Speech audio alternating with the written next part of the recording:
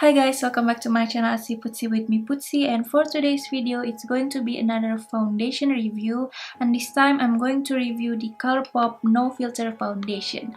Well, it's going to be a review of the whole Colourpop No Filter line. So there's going to be the foundation. I also have the concealer. I've had this for a while now, but I haven't had any chance to try them on my face yet. I also have the No Filter setting powder and the sheer press powder. So if you want to know my thoughts, the review, the first impression, I'm also going to do a wear test, maybe about 4 or 6 or maybe even 8 or 10 hours, I don't know yet. But yeah, if you want to know all of that, then just keep on watching.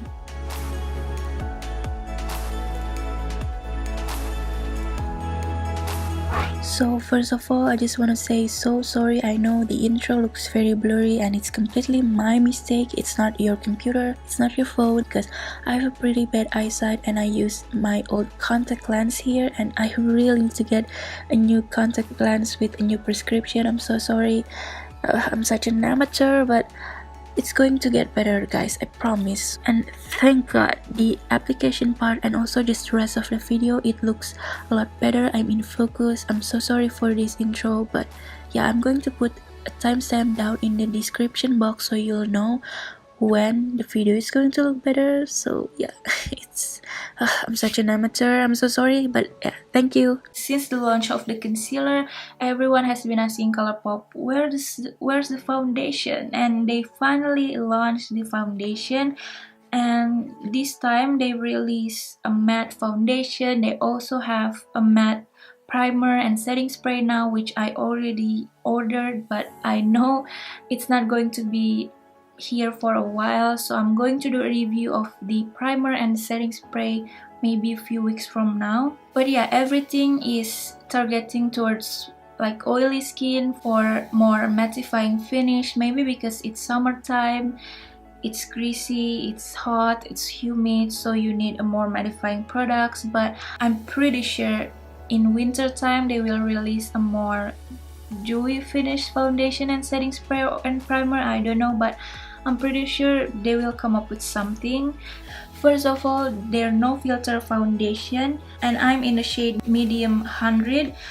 It's very hard to pick your right shade because there are so many colors. I love it when they have so many amazing different color selection, but at the same time it can be very overwhelming because the difference from one shade to the other is very slight, so you cannot really tell which shade you are in. But they have this kind of guide. If you use what foundation, you can match yourself, but it's honestly quite hard because what you can see on their website is actually not very accurate, because some look darker, some look lighter. I'm trying to match my shade based on what foundation I currently use, which is the Maybelline Fit Me Matte and Poreless, and based on that I'm supposed to use medium 90 or 70, I don't know, but I'm pretty sure I'm not that light, so I go with the 100 instead. Everything in this collection have these kind of boxes, just a very light nude color, and then have these stripes on the side. And first of all, the foundation looks like this. The packaging has no cap in it, but I have no problem with this. But some people don't really like this for traveling purposes, but honestly I like this because it has a lock system. This reminds me a lot of the Ordinary Coverage foundation that I reviewed here on my channel a couple months back. It has the same packaging with the locking system. It looks like this, but that one made out of plastic, but this one made out of glass.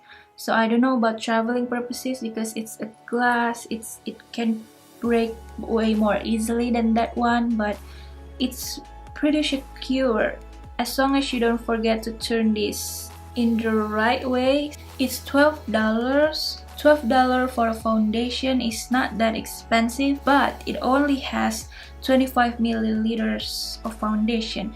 Usually you have 30 milliliters or 1 fluid ounces. So in comparison to my other foundation like the Ordinary or the Maybelline, Wet n Wild, L'Oreal, it's not that affordable. It's quite expensive compared to those foundation, but it's still pretty affordable. They have 42 shades. For some reason I thought they only have like 36 or 40, and they categorize them in 7 fair shades, 7 light shades, 7 medium shades, 7 medium dark, 7 dark, and 7 deep dark.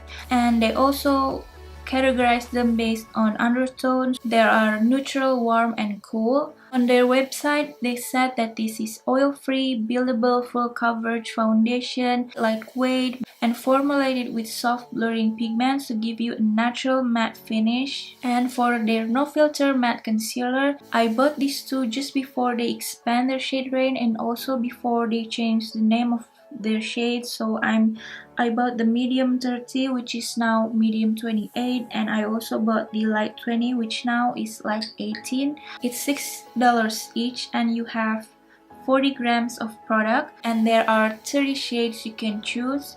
They also categorize them in fair, light, medium, medium dark, dark, deep dark. For the undertone, they have warm and cool. It's full coverage concealer formulated with soft blurring pigments to give you a crisp-proof matte finish, no filter needed. And for their no filter setting powder, I bought them in translucent. They have 3 different shades: translucent, banana, and translucent deep. It's a smooth, weightless, loose powder, sets makeup for all day wear without creasing, caking, or flashback. So many people raves about this particular product because they said this is comparable to some of their high-end product. I don't really have a high-end loose setting powder, but they said this is just as good as the Laura Mercier setting powder. I don't know if that's true, but if that is true, then that's amazing. But this is not very affordable in my opinion because it's $9.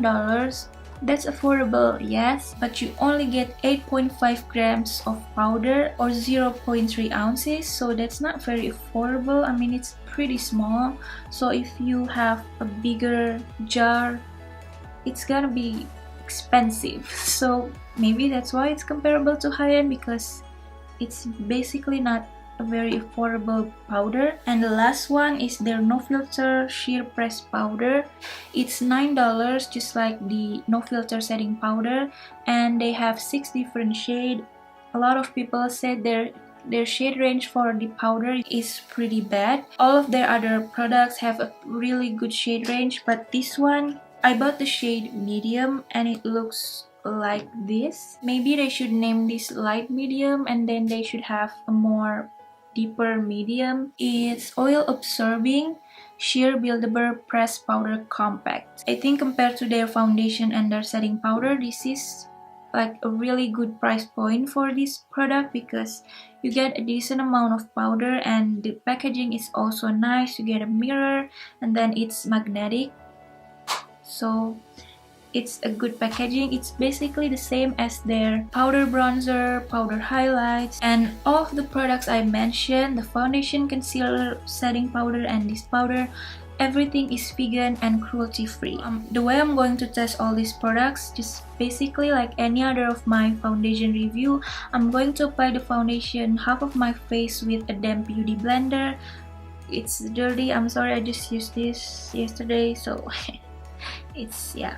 And the other side of my face, I'm going to apply the foundation with a brush. For primer, I'm going to use the Monesta Shaving Relief Powder Gel because I usually use this for primer. I quite like this, so yeah, I'm just going to apply the primer first. So I'm going to apply the foundation to the back of my hand, maybe like 1 full palm. Whoa, that squirts like aggressively.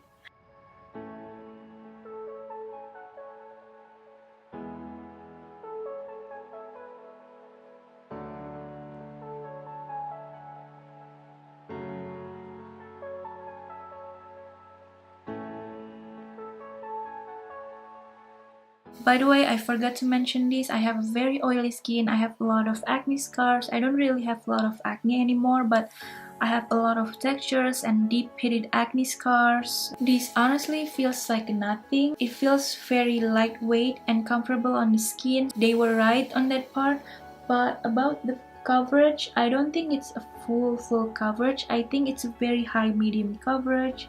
In area where I have a lot of acne scars and redness on my face, I don't think they cover all that parts pretty well.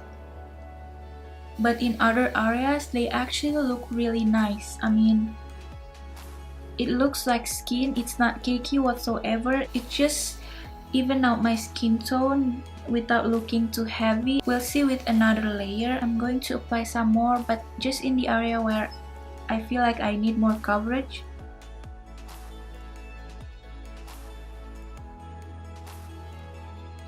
So I think with another layer, it covered the redness pretty well, but you have to be a little bit careful with layering this, because I feel like if you apply too much, it can look a little bit too cakey, especially around here. It started to look kind of foundation-y a little bit. Around my acne scar area, it doesn't look that great, kind of cling into some areas, but honestly, there are some foundation I feel like emphasize the scars a little bit worse, a little bit more. So I think this is pretty nice, but we'll see how it looks with a brush.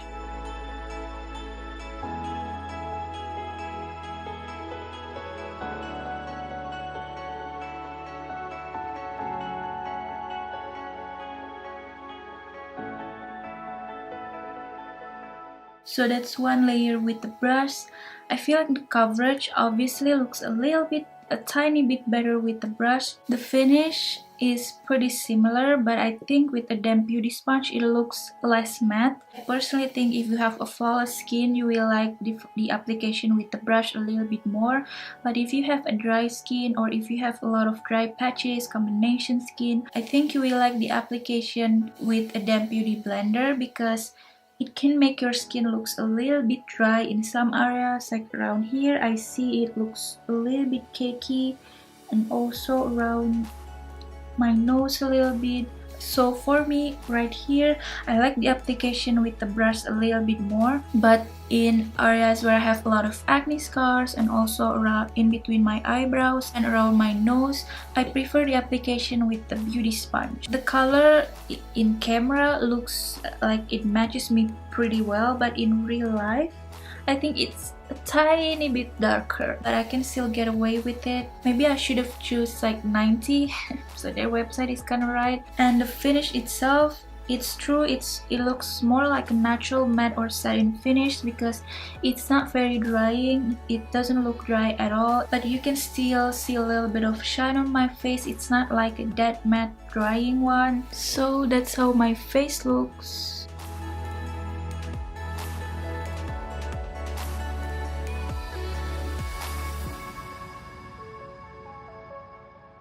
So for flash test is a success one. I don't see a lot of flashback, which is amazing. So if you want to take pictures with a lot of flash, this is a really good foundation for that. And let's move on to the concealer. The applicator looks like this. It has a really nice one. It's pretty flexible, so it's easy to maneuver the concealer around your face. I really like the applicator.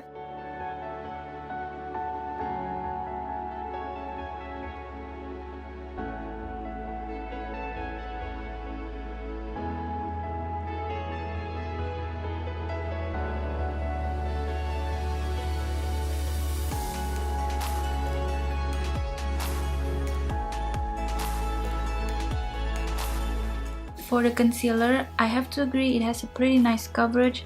The finish is quite matte. Concealer and the foundation just like a match made in heaven, because obviously they are supposed to use together. The concealer blends very easily with the foundation, but I have to say it's not a crease proof concealer, because in my under eye, especially in my right under eye, it's already creasing quite a lot, and it's already been on my face for like 2 minutes, so I don't know how I feel about that. So next I'm going to set the concealer with the Colourpop No Filter Setting Powder, and it still has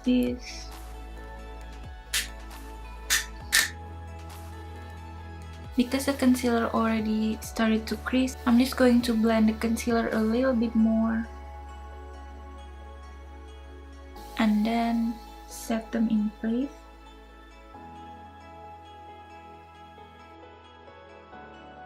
Oh yeah, the powder is really nice. My under eye looks very smooth now. I mean, you can see compared to this side, it sets your concealer really nicely. We'll see if this can prevent the creasiness of the concealer a little bit or not. But yeah, it has a beautiful finish and it's very smoothing.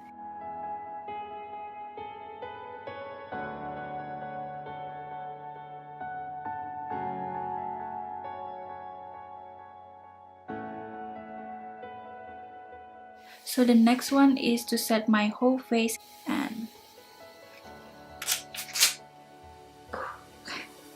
it's a pretty good mirror as well.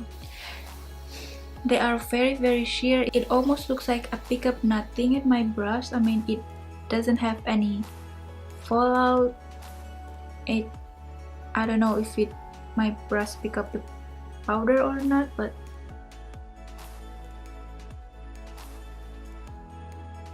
yeah, I don't see a lot of difference on my face with that powder. I know this doesn't have any coverage whatsoever, but maybe it holds off oiliness of my skin. We'll see. So yeah, I'm just going to finish up the rest of my face and then I'm going to be back. So I finish up the rest of my face. I'm going to list every product I use on my face down in the description box below. And so far, everything I put on my face blends really nicely with the foundation. The foundation didn't skip or move around. I don't know if it's going to hold the oiliness of my face because I can start to see the oiliness on my cheek area start to peek through a little bit, but we'll see. And now it's 12:18, but I put on my foundation I think around 11 or 11:15. But yeah, I'm just going to live my life a little bit for a couple hours and then I'm going to be back with my final thoughts.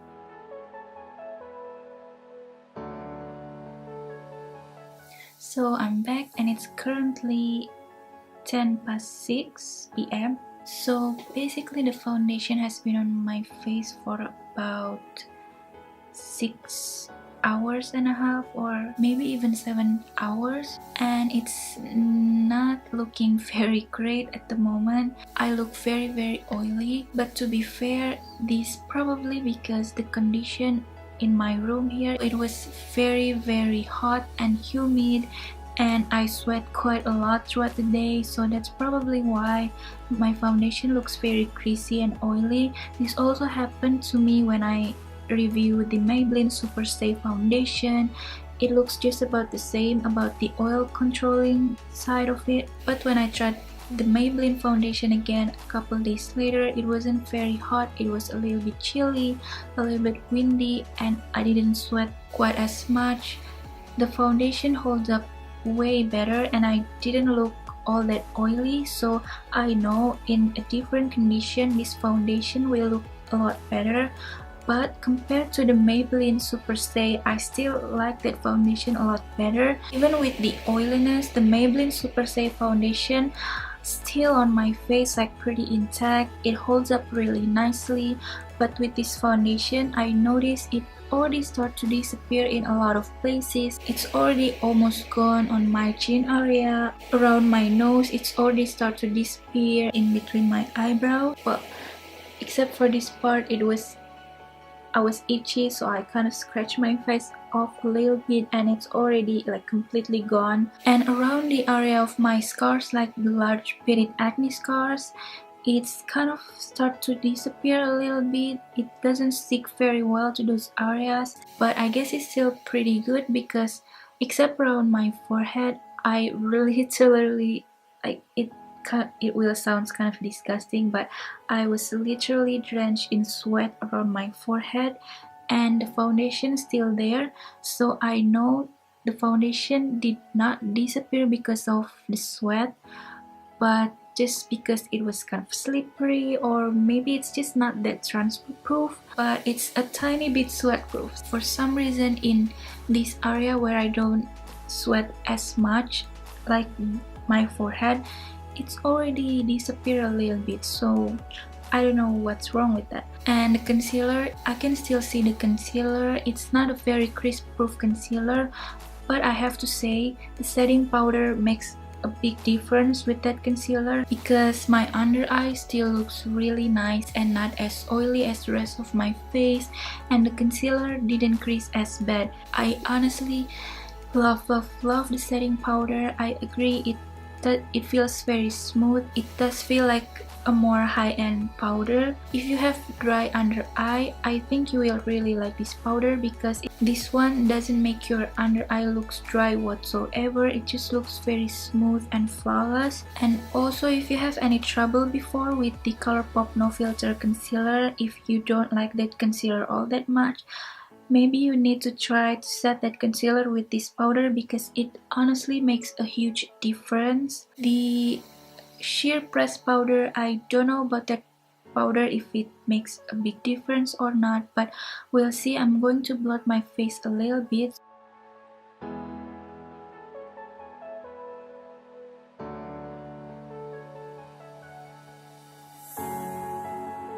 So this is how it looks after I blot my face and reapply the sheer press powder. Well, the oiliness of my face is like disappear a little bit. I think if you have oily skin, you can use this foundation up until 9 or 10 hours, but you just have to do a little bit of touch up, maybe once or twice throughout the day. You just have to keep this in your purse, or any blotting powder. I mean, it still looks okay. It's not looking the best. It started to look a little bit more cakey and foundation-y, and already disappear a little bit around some areas of my face, but you can still wear this. So it's not as long wearing, but it's still pretty nice. In my opinion, it won't hold up for 16 or 24 hours, but then again, I don't wear foundation for that long. So for just day-to-day basis, I think it's a pretty good foundation. Maybe if you have a photo shoot, and maybe if you know you will take a bunch of pictures for 2 to 4 hours, this is a great foundation for that. So I think I will give this foundation maybe like a B or a B minus. It's not bad, but it's not amazing as well. The concealer without the setting powder, I think I will give the concealer a C plus or a B minus, but with the setting powder, I think I will give the concealer a B plus or maybe even an A minus, because I really like the way it looks even now. The setting powder is an A for me, maybe almost A plus. I quite like the packaging because it's very small, so you can travel with this very easily. You can take this powder and put this in your purse. It doesn't take a lot of space. I like the packaging, but the price, it's not that amazing, because it's affordable, but you only get a little amount of powder in that jar. But I do think it's worth the price because the powder itself is amazing. So if you will only get one product within this whole no filter line from Colourpop, I think the setting powder is where it's at. You need to get that one. Like, it's a must for me. It's an A to A plus. It's an A plus. And the last one is the sheer press powder. I don't know what I think about the powder yet. It's an okay product for me. It's not a bad product whatsoever, but it's also not something that I think like you need in your collection. So I think if you have a dry skin, you will like this powder, but if you have oily skin, I think there are a few powder out there that can perform a little bit better. I don't think you absolutely need this powder, but if you have this, then it's a good product to have.